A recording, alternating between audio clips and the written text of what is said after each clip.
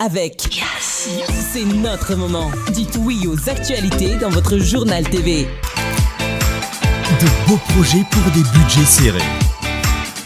Batimax, le partenaire des bons plans. Batimax, la qualité au meilleur prix. Manoltranao vaovao.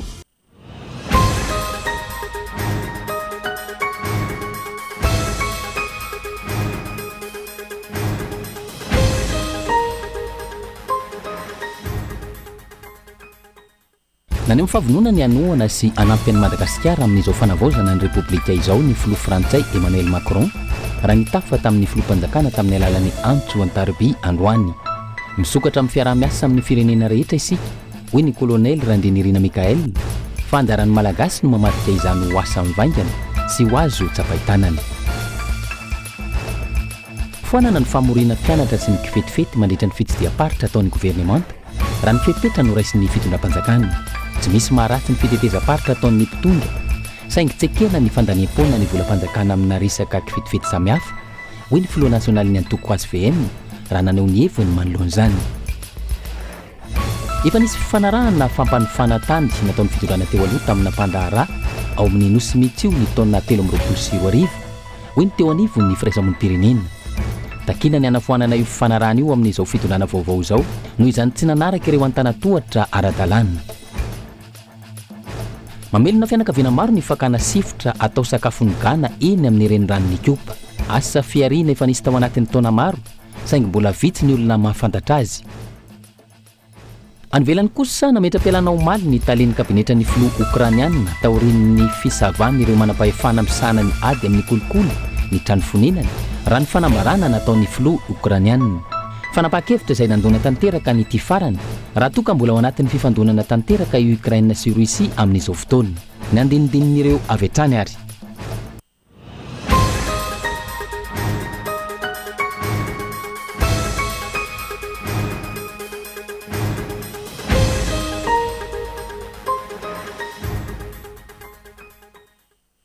Ankafaliana indray tompoko lasy tompoko vavy no hitsidiana ny tokantrano amin'izao alina izao, manasanao hanaraka ny fampahalalam-baovao hatramin'ny farany. Anboantsika izany naneo ny fahavononany anoana sy anampy an'i Madagasikara amin'izao fanavozana izao ny filoham-pirenena frantsay Emmanuel Macron raha nitafa tamin'ny filoham-panjakana ny kolonely Randrianirina tamin'ny alalan'ny Antso Antarby. Misokatra amin'ny fiara-miasa amin'ny rehetra ny firenena ho ny filoham-panjakana ankehitriny, fanjarantsika malagasy no mamadika izany ho asa mivaingana. Gaeton Andriatsilavo. Ny fampiresaka ny Tarby tamin'ny filoham-panjakana ny kolonely Randrinirina Mikael ny filoha frantsay Emmanuel Macron tamin'ity androany ity. Ny arahaba sy nankahery ny filohan'ny fanavaozana ny filoha frantsay manoloana ny dingana rehetra atao manodidina ny fikaonan-doha-pirenena, ny ady amin'ny kolikoly ary ny fikarakarana ny fifidianana ao anatin'ny fehim-potoana voatondro. No mampisy ny filoha frantsay ihany koa fa ilaina ny fanomezana andraikitra ny tanora sy ny firaisamonim-pirenena ao anatin'izany fanovana sy fanavaozana izany. Nanamafy ny fahavonona ny anampy an'i Madagasikara ihany koa ny filoha frantsay Emmanuel Macron ka voalazany tamin'izany fa isy famatsim-bola fanampiny iadina amin'ny tsy fandarit-sakafo eto Madagasikara. Naneo fahavonona ny anampy an'i Madagasikara anatin'izao tetezamita izao i Frantsa ho hiatrana izy nanamafy. Ankilany nanamafy ny filoham-panjakana fa misokatra amin'ny fiaraha-miasa amin'ny firenena rehetra. Anjarantsika malagasy ho izy no mamadika izany fiaraha-miasa sy fisokafana amin'ny firenena hafa izany ho asa mivaingana sy azo tsapahitanana, fa tsy sanatria ahodikodina na hanaovana zavatra hafa, tsy manjary ary tsy misy tombontsoa tahaka ny teo aloha. Isika malagasy no tompona andraikitra voalohany amin'izay mahazo antsika, fa tsy ny firenen-kafa ho hiatrana izy nanamafy ary tsy hanavahana na iza na izy izany. Fafoanana ny famorina mpianatra sy ny kifetifety mandritry ny fitsidiam-paritra ataon'ny governemanta raha ny fanapahan-kevitra no raisy ny mpitondra fanjakana ankehitriny. Tsy misy maharatsy ny fitetezam-paritra ho ny filoha nasionaly ny antoko HVM, saingy tsekena kosa ny fandaniam-poana ny volam-panjakana. Arahoany ny mahakasika izay.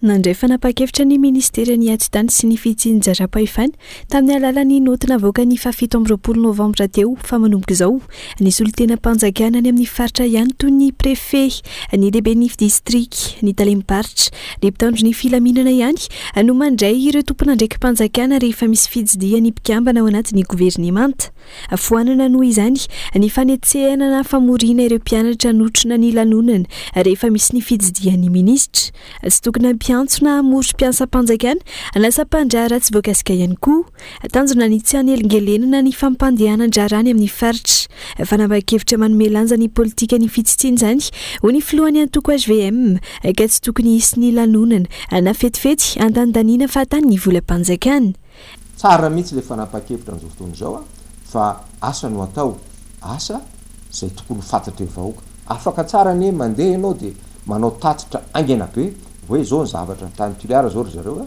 hoe zao ny zavatra atao tany Toliara reto ny lazaina inona ny vokatra ho antenaina inona ny zavatra raha maso zay ny tena izy mitondra fanjakana misy fotoana moa tsika tsy ananana amin'izany ilaina foana zany hoe kabary amin'ny vahoaka ny filoha dia hita eo zay fa ny tsy mety avekina mandeha le ty resaka fanerenan'ny olona tomina amin'ny tomobily le membo le mena tondrana ny artiste hoentina amin'ny avion ny artiste fa andeha ny filoham-pirenena nandeha ny filohan'ny assemblée nationale reny zany le populisme reny mandany volany tsisy dika ilaina ny fitetezam-paritra anakakezana ny vahoaka saingy tsy fitsangatsanganana anankifetifety no atao mandritra izany asa mitondra vokatra mamaly ny etaetam-bahoaka ho famahana ny olany any fotsiny no takiana amin'ny mpitondra fa rehefa aveo zany zareo manao sehatra asa fantatra amin'izay dia misy ny asa mijanona eo toerana zay zany tokony sarotiny amin'izay ny tompony andraikitra hoe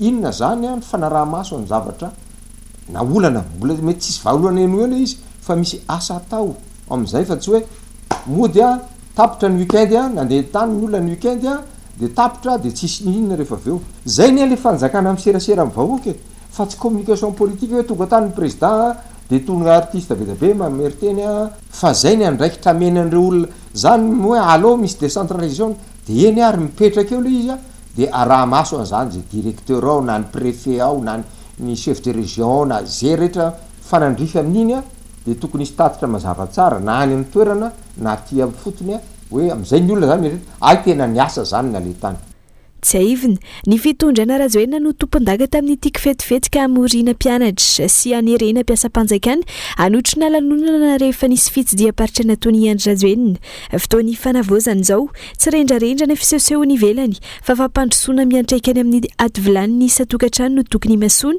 mametraka ny tombotsoa ambony amin'ny fitsitsiana ny volam-bahoaka raha ny fanazavana trany dingena makany amin'izay fanovana izay hatrany ny fanarenana ireo tsy mety sy ireo fanovana rafitra izay miteraka olana teto amin'ny firenena no tokony masoana amin'izao fotoana ny fanovana rafitra izao tsy mamaika ny firosoana amin'ny fifidianana fa ny fanamboarana ny lalam-pifidianana hoe keny rehetra no tokony hazakazana ho ny fanehoan-kevitra arahoany makasika izay samy mandritra izay tia nitondrany azy ny resaka fanavaozana amin'izao fotoana ny antoko politika sasany efa mihetsiketsika amin'ny hazakazaka hifaninana amin'ny fifidianana sady ny antoko politika hafa indray ny fanarenana ny firenena lono maika tokony atao lara-pamehana malina ny fitakiany mpitolona teny Kianja isan'ireny ny famahana ny olana ara-tsosialy ny fanatsarana ny lafiny ara-toekarena ary ny fanovana ny rafi-pitantanana namodika ny firenena ary rehefa tafita ny tolona dia mazava ho azy fa napetraka ny atao hoe fiadidiana ny repoblika ho an'ny fanavaozana nytikan'izay zany tsy maintsy misy aloha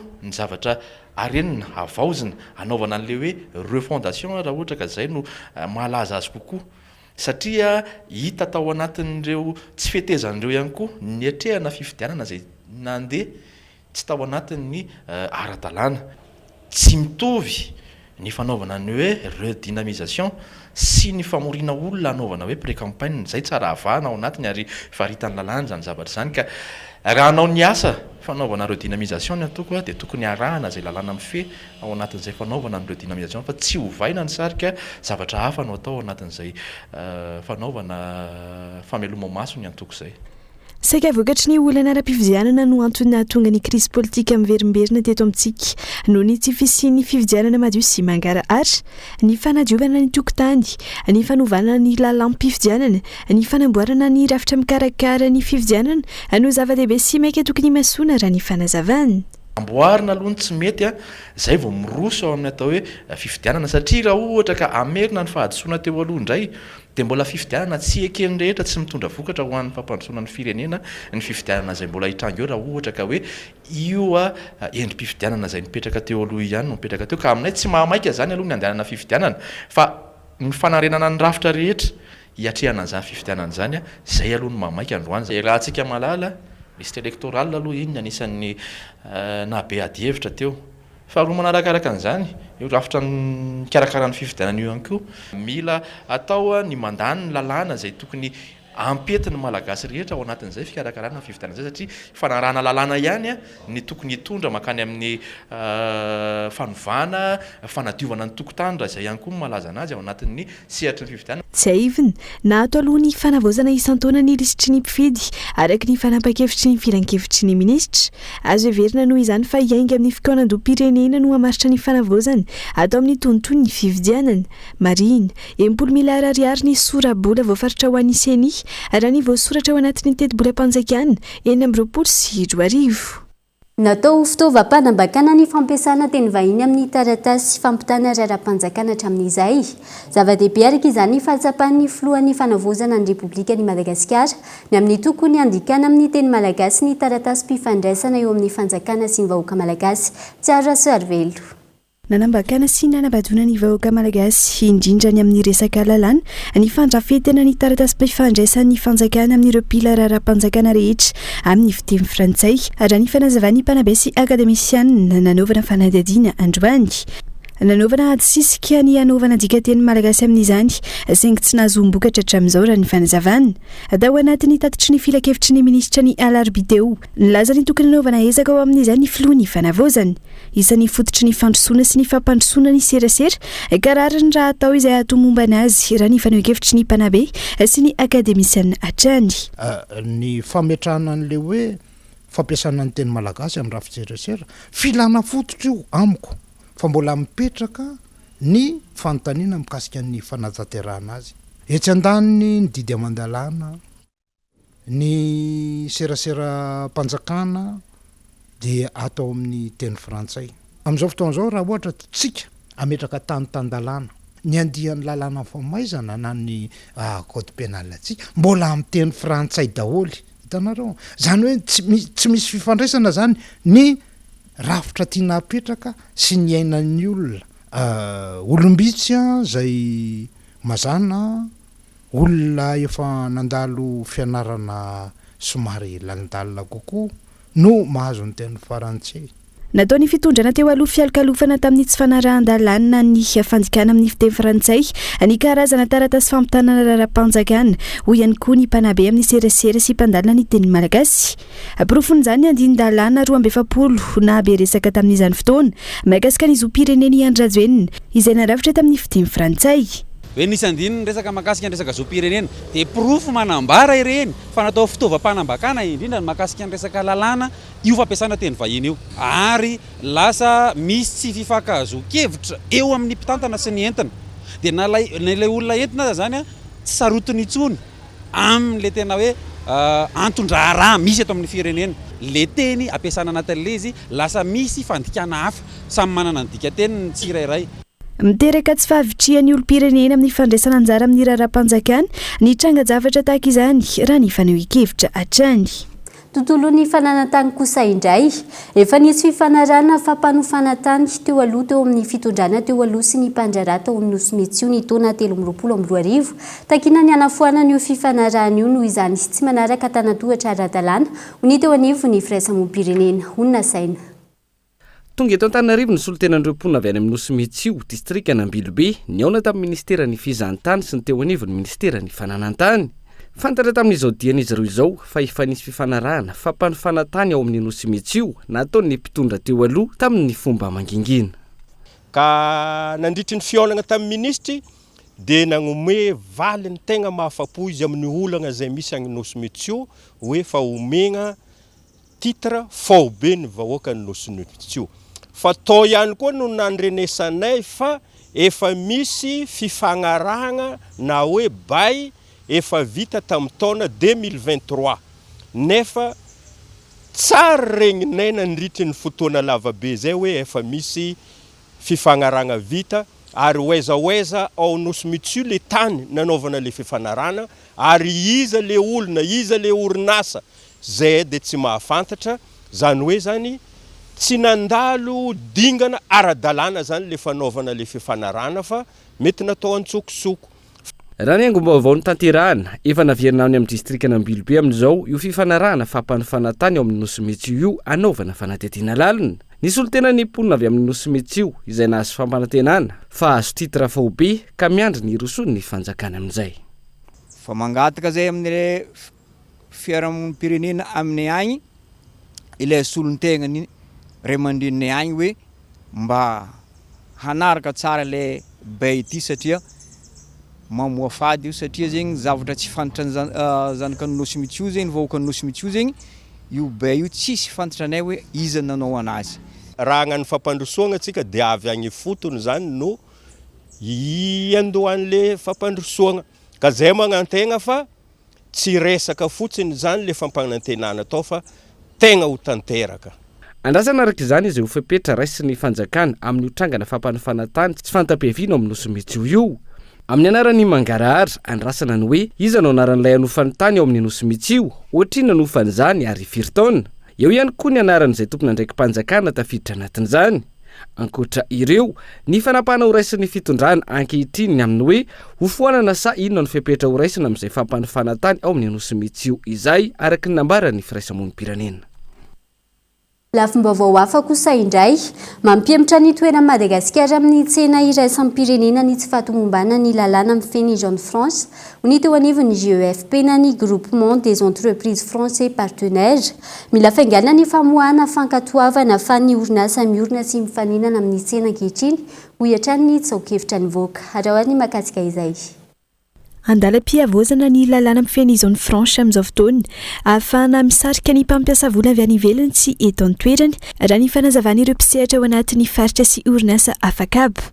Lahara-pahamehana ny fanamorana ny dingana ara-panjakana hoy izy ireo izany hoe ny fanalalana ny fepetra rehetra ahafahan'ny orinasa mahazo ny taratasy fanomezan-dalana na ny agrément arafitra tompon'andraikitra fototra amin'izany ny CTI na ny conseil technique interministériel. Efa nisy arrêté interministériel vaovao izay napetraka ary nampidirana ampisehatra vaovao anatin'izy io nampidirana tao zany membre ny comité technique interministériel vaovao ny représentant primature zany hoe ny primature koa dia anana andraikitra ao anatin'ny délivrance na agrément fanatsarana ihany koa ireo procédure.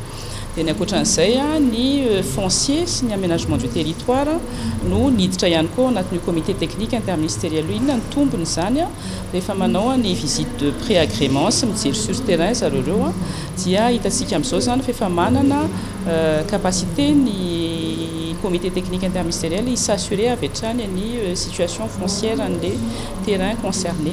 Sarotra ny fiarenana amin'izao fiafarany AGOA izao indrindra ho an'ny secteur du textile ho ihany koa ny avy ao anivon'ny GEFP na ny Groupement des Entreprises Franches et Partenaires. Analefahana ny fantiantoka amin'izany mila jerena ny paikady ahafahan'ny Madagasikara mifaninana amin'ny tsena iraisam-pirenena raha ny fanio-kevitra zava-dehibe amin'izany fanamarina toerana sy fampiarana ny lalàna. Kely sisa angamba ilay ataontsika hoe le fenêtre amin'le AGOA io hoe ataontsika hoe issue positif isika moa manana concurrent be da be ka iny moa resaka compétitivité dia zay koa zany ilainay zany amin'ny resaka hoe fanomezana an'le agrément mila aingana le izy afahana zany no se positionner le investisseur izy io zany mila maharitra mba tsy hoe ao amin'ny tenatena eo zany dia miova ilay fitsipa dalao dia lasa le investisseur zany lasa very zany agnatin'izy io satria misy engagement be da be zany efa nataony. Matetika zany zay efa miverina na ny amin'ny IDBM magataka zay hoe mba préciser amin'izay hoe hiérarchie des lois iza zany no tokony ambonina. nisy ny fivoriana sy fifanakahalozan-kevitra natao tao amin'ny CCIA Antaninarenina Omaly izay nampivondrona ny ministera ny indostria sy ny fampiroboroboana ny sehatra tsy miankina ny EDBM, ny conseil technique interministériel na ny CTI ary ireo mpanjary samihafa misehatra amin'ny orinasa sy ny faritra afakab. Fifanankalozana natao hanazavana ny vizotry ny fangatahana sy ny fankatoavana ny fahazondalana hiasa ao anatin'ny zone et entreprise franche isy ny fampiasam-bola maritra ho an'ny taona 2024. Fa sehatra asa mifandraika amin'ny fambolena sy fiompiana no malina ny ankamaroan'ny tanora 18 hatramin'ny 30 taona amin'izao fotoana raha ny fanadihadiana nataony teo anivon'ny ONEF na ny Office national de l'emploi et de la formation. Olana tsy afahan'izy ireo manatratra izay tanjona izay ny tsy fananana traikefa mifandraika amin'ny sehatra asa tadiavin'izy ireo fa eo ihany koa ny fahalafosan'ny fianarana raha ny taditratrany. Andahoariny makasika izay. Na io aza ny firoboroboana sy ny fisian'ireo sehatra asa maro samihafa eto Madagasikara, isan'ny sehatra asa mbola mahaliana ny ankamaroan'ny malagasy satria toy ny sehatra asa mifandraika amin'ny fambolena sy fiompiana. Raha ny fanadihadiana nataony teo anivon'ny ONEF na ny Office national de l'emploi et de la formation izay rantsana mpikirakira ny totanisa mikasika ny sehatra asa sy ny fampananana asa. 7.5 ireo tanora 7.3 nanovan'izy ireo fanadihadiana no fantatra fa nisafidy izay sehatra asa izay. Manaraka azy izany hoe 8.5 no nisafidy ny sehatra asa manodidina ny fampianarana sy ny fampiofanana ary ny fitantanana ny sampandrera-panjakana. 2.5 no nisafidy ny sehatry ny varotra. 7.1 no nifidy ny sehatra asa manodidina ny fahasalamana sy ny indostria raha toka vitsanisa. Izany hoe raha 100 kosa no nifidy ny sehatra asa manodidina ny fizahantany, hiditra miaramila sy polisy, ny tontolo iainana ary ny fidirana anatin'ny fikambanana tsy miankina. Ohatra ny fanadihadiana moa zany dia sehatra tena mahaliana ny tanora moa zany eo ny resaka agriculture. Ny agriculture sy ny élevage zany hoe ireo sehatra asa any amin'ny tontolo ambanivohitra. Izay moa zany dia mampiseho fa tena mbola mahaliana ny malagasy ny resaka fiompiana sy ny resaka fambolena. Tao anatin'ny choix, tao anatin'ny question napetraka moa zany dia maromaro izy ireo fa rehefa natao zany ny traitement les données dia iny hoe agriculture iny tsy hoe forcer na hoe n'orienter les questions fa tena nalalaka be ary ny tao anatin'ilay question koa dia nisy natao hoe réponse libre kanefa na dia nisy izay réponse libre zay dia mbola mihita hoe nirona any amin'ny sehatry ny agriculture sy ny élevage ny valy mpanotaniana nomeny ny tanora. Raha iverenana, antony maro no manakana ny tanora tsy hanatratra ny tanjony arak'asa hitombotsika. Ohatra kaiky ny tsy fampiny ny enti-manana sy ny fitaovana raha ny hitatry ny fanadihadiana hatrany. Ny sakana mety misy ary iainan'ny tanora malagasy izay namana an'ity fanadihadiana tsy ahafahany manatotosa nofinofiny sy ny familiana arak'asa dia eo ny manque de formation adapté. Tsy ampy izay formation izay. Eo ihany koa ny insuffisance de l'opportunité locale. Eto Madagasikara mbola tsy mitovy ny opportunité professionnelle amin'ny tanan-dehibe, grande ville sy eny amin'ny région. Eo ihany koa ny le coût des études lafo ny fianarana. Manque d'expérience anisany ihany koa. Mbalon'izany, adidy tokony ataon'ny fanjakana ny manome zo ny tanora ahafahany miofana, manamora ny fidirana amin'ny sehatry ny asa, manohana arabola ary mampitovy ny tombontsoa tokony hositrany ny isam-paritra.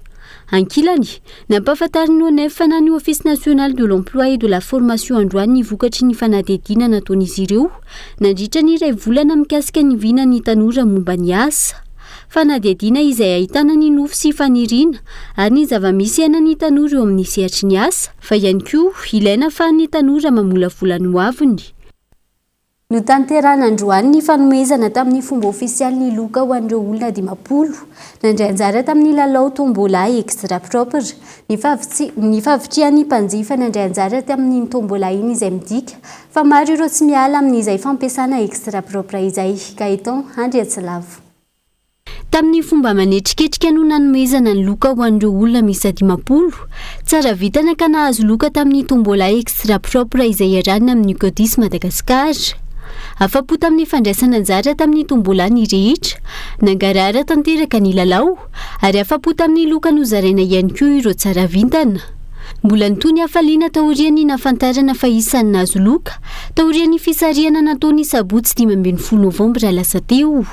Mbola tsy fantatra mazava ny fandaram-potoana hoy Rary Malala Stéphanie nahazo ny voyage ho an'olon-droa ny Maurice antohana manontolo mandritry ny 5 andro. Tamin'ny télé tamin'ny Cool TV nahenona an'ilay izy dia izay mampiasa extra propre foana isan'andro dia izay nahatonga nany lalao. Ilay lalao aloha tena mahafinaritra satria tena madio tena mahafinaritra e. Falopo 5 zay fa mampiasa foana za le misy zazakely dia mampiasa manasalamba foana. Mbola tsy fantatra mihitsy satria le zazakely mety hoe izay tsy le zazakely. Mitotaly 2,987 ala sy rehetsy ireo nandray anjara tamin'ny tombola extra propre. Ahitana taratra ny fampiasan'ny mpanjifa ny extra propre izany ho ny tompon'andraikitra ary manamafy ny mahatompo ny fahadiovana ny extra propre. S'il y a autant de participants, c'est que aussi raha betsaka ny mpandray anjara midika izany fa mampiasa extra propre ny olona. Araka ny voalazan'ireo mpandray anjara ihany koa efa betsaka ny finosana efa narina izy ireo satria tsy nanantena izy ireo fa isy tombola. Midika izany fa na dia tsy nisy tombola aza dia nampiasa extra propre ny olona ary mbola namporisika azy ireo ampiasa extra propre ny lalao natao. Maro ireo mpandray anjara naniry isian'ny tombola manaraka. Midika izany fa ny extra propre dia efa miorina eto Madagasikara.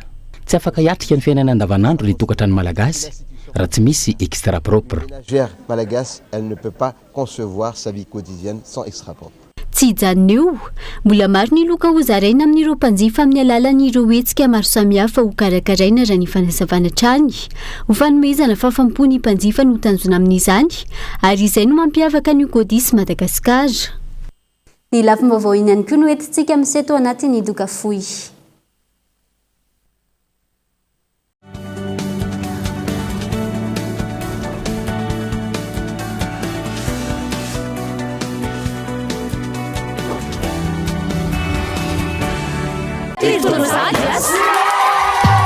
Ndao ifety ho an'ny Black November ndao hiaraka ankalaza ary feno promo koa ny fety hatramin'ny 30 novembre ararotiny smartphone ZTE A35 bled amin'ny vidiny miavaka 219 000 ariary monja sy ny wiki 25 69 000 ariary fotsiny ny amin'ny bonus cadeau hatramin'ny 5 gigaoctet mandritry ny enim-bolana araroty fa mbola bobaka ny promo upgradoigna ny phone lahy isika miara mifety eny amin'ny Astor Zuma.g sy Kibo.g fotoana.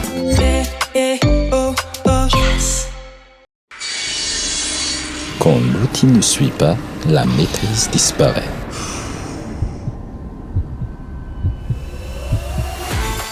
Précision absolue, puissance maîtrisée, efficacité sans faille, fluidité et contrôle. Un vrai pro, c'est qu'un outil change tout. Steyr, précision, puissance, performance. Fabriqué en Espagne.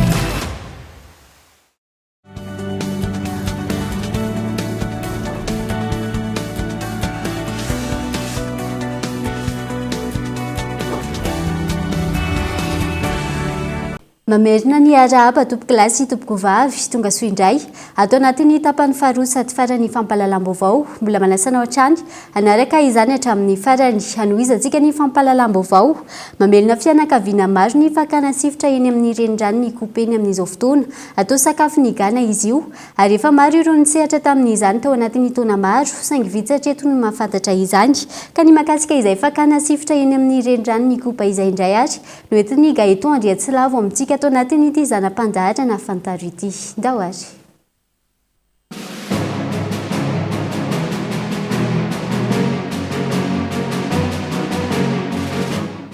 Asa iray vitsy-pahafantatra saingy mamelona fianakaviana maro ety amin'ny reniranony kopa ny fakana sifitra. Ny sifitra izay alaina atao sakafo ny gana manatody. Fa izy dia tena mahasolo vorona ary mahasolo katsaka mihitsy izy. Izay no tena marina amin'ny tsiko zany zay momba zay fa fahafantarako azy zany satria raha hoe tena forsena mihinana an'io vorona tsy manatody anefa izy rehefa ao anatin'ilay fanatodizany dia tena ka mihinana an'io dia manatody tsy mijanona io ary manoatra ary noho ny hoe akoho manatody lava mihitsy. Raha ny tantara mpiompy-vorona iray no nakaka ireto sifotra ireto tany am-piandohana. Niroborobo ny fiompiana nataony ary nahazo vokatra tsara izy. Rehefa izany nangataka tamin'ny avokoa ny akamaroan'ny mpiompy ka tsy arany intsony ny fakana sifotra tity. Nisy mpiompy naka dia nafantatra izy hoe hoan'ny vorona le izy dia izy naka teny dia izy tsy zaka intsony naka dia zay naka azy dia naka tany Tanjombato aloha zay naka tamin'izany mbola tsisy bisikileta fa mbola loloavina dia avany Tanjombato indray zay no mandeha tômôbila dia loloavina mba tonga any aminay. Zay nahafantarany le mpiompy gana naka dia tsy vita intsony naka le izy. Raha toa ka olona iray araka izany no naka sifotra teny amin'ny renirano Kopa, efa misy lakana manodidina ny 420 misehatra amin'izany amin'izao fotoana ary nivadika ho asa fitadiavana izany fakana sifotra izany. Raha toa ka 500 ariary ny sifotra iray sy hoa 520 litatra tamin'izany fotoana, tafiakatra 7 ariary hatrany amin'ny 4 ariary ny iray sy eo 12 litatra amin'izao fotoana izao. Ho an'ireo mpaka sifotra mifo maraina, mandray lakana ary maka sifotra ny tapany maraina, manatitra ireo sifotra azo amin'ireo mpiompy-gana kosa ny tapany hariva. Miala amin'ny 4 ny atrano dia makany anosy zato ny makany io. Dia avy anosy zato dia entina makany tanàna dia eo indray vao tsinjara iny. Zay vao entina any ampivaritra mbola any ampividy indray mbola entina andeha aterina mihitsy. Dia amin'ny 9 arivo indray vao tonga. Asa mafy ity fakana sifotra ity, indrindra rehefa miakatra ny rano, fa tsy maintsy atrehana satria fitadiavana amelomana ny vady aman-janaka. Makato aloha zao mafimafy mihitsy satria le rano mandeha be dia mampijaly kely anao satria mila force izy zany. Dia ny andafosana azy indray arakaraka ohatra zao miakatra ny sifotra dia milatsaka kely ny vidiny. Ary ohatra hoe tsy dia misy izy zao dia mba miakatra ohatra izay mifameno zany. Tandovana aina aloha zany tsy hitanao hoe izany fa rehefa hoe mitady fotsiny dia mitady entina amin'ny finoana fotsiny zany fa tsy ohatra hoe tsy hitandremo anazy. Rehefa hoe mitady zany ianao dia mitady an'izay fotsiny. Raha ny fanadihadiana natao, mahazo 7 hatramin'ny 20 sy eo 12 litatra isan'andro ny lakana iray, izay manomboka miasa amin'ny 5 ora maraina hatramin'ny 12 ora atoandro. Izany hoe mahazo 4,5 ariary hatrany amin'ny 4,9 ariary isan'andro raha toa ka 4,000 ariary ny iray sy eo 12 litatra. Mizara roa io vola azo io raha olona roa no miara-miasa. Fitaovana namboarina manokana no afaka akana ireto sifotra ireto ary mila fahaizana ihany koa ny fakana azy. Ohatra, tsy maintsy 50 metatra ny halavan'ny tady ampiasaina vao mety. Tsy mahanana le rano lalina dia tsy maintsy mila ohatra zany zao hoe atsipy ery zany zao io tracte io dia sitomina manao vao io manatona aty amin'ny tanety aty izy raha tsy lava mihitsy zany tady tsy mety satria raha eo akaiky eo fotsiny dia tsy eo dia tsisy io. Satria ohatra ny any zao sitomina maka aty io tracte io manapatonga aty dia mangorona ny sifotra ao anatin'le rihatra iny zay le izy. Araka izany, kaofin'ilay fitaovana ampiasaina avokoa izay rehetra ao anaty rano, ireo loto sy fako samihafa izay miamitombo isa-taona hoy ireto mpaka sifotra ireto. Le vakavakany reny arin'ny olona anaty rano le alana loza dia azony io. Zavazavatra rehetra ao anaty rano dia azony io daholo. Betsaka loto betsaka tena betsaka. Ny olona zavatra io anarian'ny olona maloto. Ohatra zany izy ao avahany izy dia arina tsipiny amin'io izy manao zavatra izy dia tsipiny amin'io dia tsy miletika alina izy dia aveo tsy maintsy mahita fotsiny ianao. Loto zany zao anatiny kosy reny betsaka izy zavazavatra efa reren'olona reny anatin'ny tanao daholo.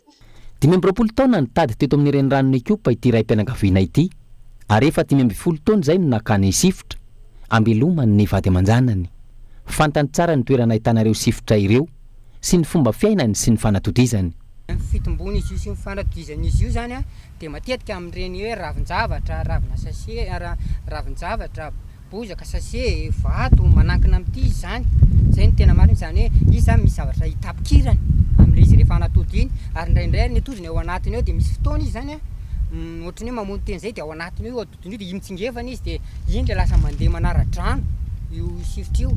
Zany hoe rehefa manara-drano izy zany dia lasa misy daholo any rehetra any satria raha misy fotoana maty ritra loatra ity rano ity dia maty izy dia midina indray ny avy any Tanjombato. Zany hoe entin'ny io sase kely sy ny karazany io zany entiny midina mitambalana satria ny sase ireny tsy mijanonao fa tsy maintsy mandeha foana manara-drano.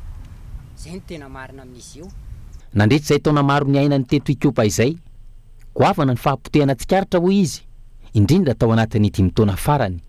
ny analoto ikopa. Tena marina zany a dia tena ny analoto aloha kiopa satria na io fakofako sy ny karazany io ara indraindray misy fotoana ohatrany hoe tsy doran'le olona nefa raha marina tokony dorany tapitany eny dia tokony isy soratra mihitsy eny zany hoe tsy alefa anaty rano a ny fako na sase sy ny sisa fa mba apetraka amin'ny bakanjordira dia fanjakana indray makaniny bakanjordira iny le fako iny zany a satria raha lasa ty anatin'ity rano ty foana mety hototitra io efa mety hotitra kiopa no le atsanga zany reny raha misy lavaka brikina misy lakana rendrika eo dia afaka heritaona iny efa tsy hitantsony satria tototry le atsanga zay mahatonga ny kiopa efa mihamarivo amin'izao tsika miteniteny zao. Eo anatrehan'izany isan'ny mandray anjara amin'ny fanadiovana ny kiopa ny fakana sifotra raha ny fanazavany. Antony azon'ilay fitaovana ampiasaina avokoa ny fako sy ny loto rehetra any anaty rano any. Ka raha tsy misy an'ity zavatra ty io a dia totitra io satria io zany a mikoka an'le zavatra le fakofako sy ny karazany ihany na sase na ohatran'izany amin'ireny moa mipetaka sifotra io zany hoe mahasoa ihany zany hatramin'nisy ity le dragy fangalana sifotra ity nasoa an'ity rano ty ihany zany fa satria le fako sy ihany ambany ihany a tonga dia memadio. Ankoatra ny fakana sifotra araka izany alainy ity raim-pianakaviana ity avokoa ny potika vy, potika hazo, tavoahangy sy izay rehetra azo avadika ho vola. Ndraiky tay foana satria io andrahokanina mihitsy andrahokanina mihitsy na io dia indraindray moa amidiko an'ireny le mpivarotra mofo ireny rehefa sendra tsy lany zany ny tena marina sy anna fa zaho indraindray mba manana stock kely any dia eo itsinjovako an'le fahavaratra. Iazo ny mahajanga vetivety isika ato anatin'ity fampahalalam-baovao manaraka ity. Ny fiaramiantan'ny vahoaka sy ny mpitondra no antoko ny fampandrosoana amin'ny alalan'ny fifanomezan-tanana ho ny minisitry ny mponina tonga tany Mahajanga raha nitafa tamin'ny rozona n'olon-tena nanatanjeraka asa tana maro anadiovana ny tatatra isorohana ny fiakaran-drano amin'izao fotoam-pahavaratra izao. Christian Andriamihery, Kolo Mahajanga. 12 andro nanenjehina ny fanadiovana ireo lakan-drano 17 kilometatra tsentsy ny fako eto an-tampon-tanàna ny Mahajanga izay miteraka fahadobon-tanàna rehefa mafimafy ny rotsakorana mandritry ny vanim-potoana ny fahavaratra. Natao asa tana maro ny fanadiovana izay vatsiany ministeran'ny mponina vola ka tonga eto Mahajanga raha matoa minisitra nanokatra izany tamin'ny fomba ofisialy. Oka rehefa mandray andraikitra atsikany tsy ataontsika hoe zara fa vita. Oka raha hiasa atsikany tsy hanao pointage foana atsika mandraigny dia tsy hita. Raha ny fandaminana dia amin'ny 7 hatramin'ny 20 dikan'izay tapakandro foana atsika miasa isan'andro ka samy mandray andraikitry ifagnametanana ny anjarany mpitondra hataonay fa ny anjaranareo kosa ny mba hataonareo. Zay no natao hoe fampandrosoana mifagnametanana miara-miasa mifagnaja zay no natao fampandrosoana voalohany ka zay no angatahanay fiara-miasa aminareo vahoaka iny ihany tao toy izantsika mandritra ny 12 andro dia ny tanjono Mahajanga madio mahavoaka ny Mahajanga salama i Madagasikara mandroso. Tsy anavahana fokotany ireo olona maniry handray anjara amin'ny fanadiovana no raisina avokoa ireo izay mazoto mba hanatratrarana ny tanjona dia ny ahavita ny asa ao anatin'ny fepitoana mialohany hahamafy ny fiavian'ny rotsakorana mba hanalefahana ny mety ho fahadobona mandritra izany sy kajiana ny fahasalamana ho lavitry ny loto. Le izy moa zany tsy nanavana fokotany satria samy manana ny tanora na lahy na vavy tsy anasa ny fokotany rehetra eto dia nasina ny fangalana fakana andreo vahoaka zay mendrika tokony anao asa zay amin'ireo fokotany rehetra misy eto Mahajanga fa nasina tombony kosa ho an'ireo zay tena voakasiky ny asa mivantana mba fanomezana andraikitra andreo ary koa fanomezana karazana toky ho fanentanana zany hitondra fahatsapantena sy hisy fiantraikany vantana zany amin'ny fokotany zay voakasiky an'izay mba hafantatra hoe andreo io asa io dia ataony mifomadio ary hitandrona koa zany izy amin'ny fiverenany mety hiverenany fako na ny fandotoana andreo lavadrano rehetra ireo. Ny fiarahamentany vahoaka sy ny mpitondra amin'ny alalan'ny asa hifandrombonana toy izao no antoka isiany vokatra azo tsapain-tanana hoy ny ministry ny mponina sy ny firaisan-kina Ramatoa Raharynirina Sidoni mba hirosoana any amin'ny fandrosoana ka loha laharana amin'izany ny fahadiovana ho antoko ny fahasalamana. Antoliara kosa indray mampiaka-peo sy manao antsoavo amin'ny fanjakana foibe ireo mpiasa misotro ronono amin'ny commune Ambonivohitra Toliara voalohany manoloana ny tsy fahazon'izy ireo ny vola fisotroan-dronono izay tokony hositrahan'izy ireo isam-bolana saingy tsy mbola nisitrahan'izy ireo ampolo-taonany maro fanadihadiana hoentiny Bono Milize Toliara. Misedra olana eo amin'ny fiatrehana ny fiainana andavanandro ireo be antitra misotro ronono eto anivon'ny commune Ambonivohitra Toliara amin'izao fotoana izao noho ny tsy fandoavana ny vola fisotroan-dronono tokony hositrahan'izy ireo nandritra ny taona maro saingy tsy azo mandrakandroany. Zaho miteny eto zao fahatelo amin'ny fitopolo tao tamin'ny 24 novambra regny tsy fantatrao na ho paty rapitra na afaka rapitra fa filiny namanay maty zao aza nandeha fa any barabaratrany mipetraky nandeha maty ane rangahy niaraka agnara aminao ny maty koa ane anababitsika raiky koa bakaroy maty koa ny raha lahintsika rô lahy de tsy azo drala zany ao tsika manahaka miteny aminao zao retraite tamin'ny 24 novembre 2012 nous sommes 2025 combien d'années 13 ans io hitarainganay amin'ny président Mikaely marary zahay retoa tena marary fa maro ny retraite efa ela be nefa tsy mba misotro an'izany fisotroan-dronono zany dra raiky tsy mba misy fisitrahanan'izany ary maro aminay reto nefa maty mody mandry zay olo tena fa tokony fa hisotro ronono mba hisitraka an'izany ary maro aminay reto koa gn'anakinay tsy misy mianatsy ndra raiky satria zany ny filamatranareo ndre matoa filoha hajaina ny zaza madinika ampidirina amin'ny fianarana hianatra misy nefa ny zanakay reto mba tokony mba fa ho tonga amin'ny tandrona ambony nefa nohony zany tsy fahazahoam-bola zany de tsy mianatra ka indreto zahay manao fitarainana aminao reto ray aman-dreny be reto tsy reto avao zahay fa maro nefa lasa no dimandry maro ny tsy tafavoako tonga aty satria fa tsy afaka mandeha no tsy fampiatsakafo mijaly zahay andre matoa filohany raha nohany tsy hitanay reo ray aman-dreny be reto de tena mivarahontsaka ny fiainany nda mitokatragno enta fa lany vilivily aby tsy misy raha azo hanina ao tsy misy raha azo rambesy. Anisany mampametra-panontaniana azy ireo ihany koa ny antony mbola tsy anefana io vola fisotroan-dronono io na dia efa misy aza ny fampanantenana natao azy ireo sy ny toromarika avy amin'ny fitsarana.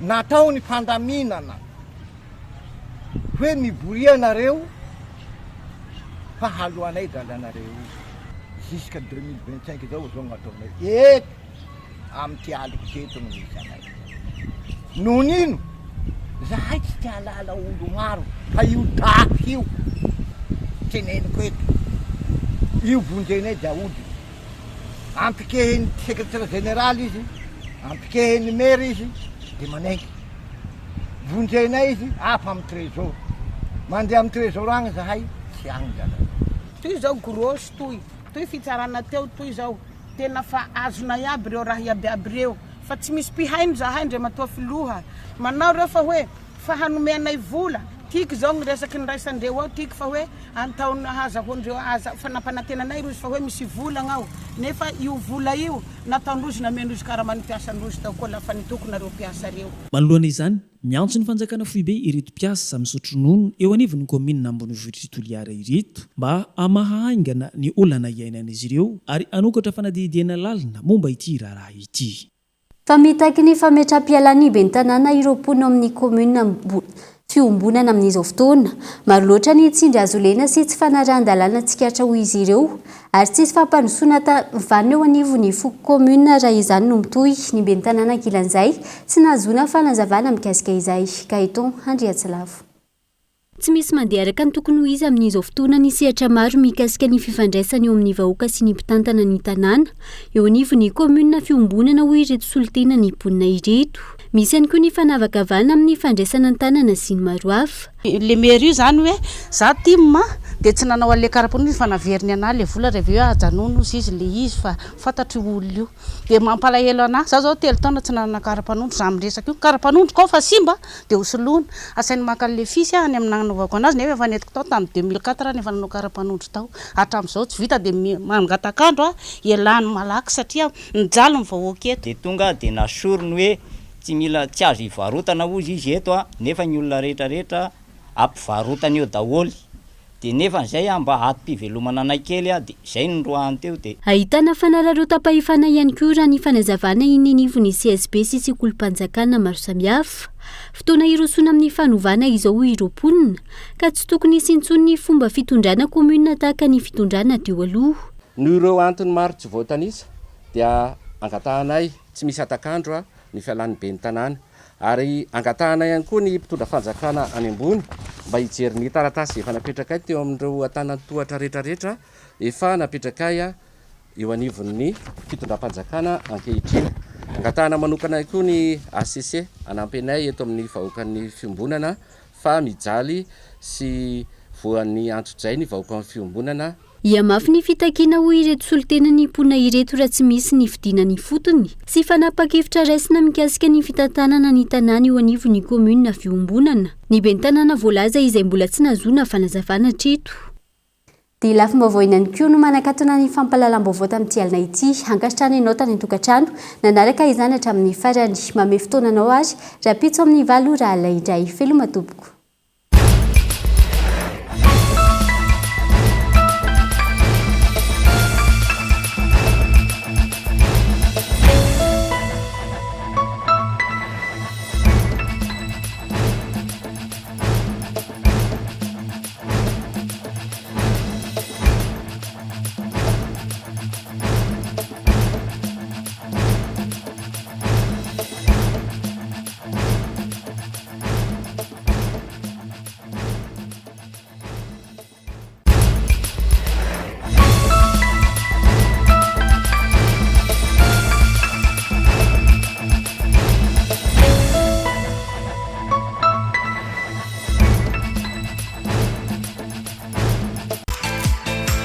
De beaux projets pour des budgets serrés.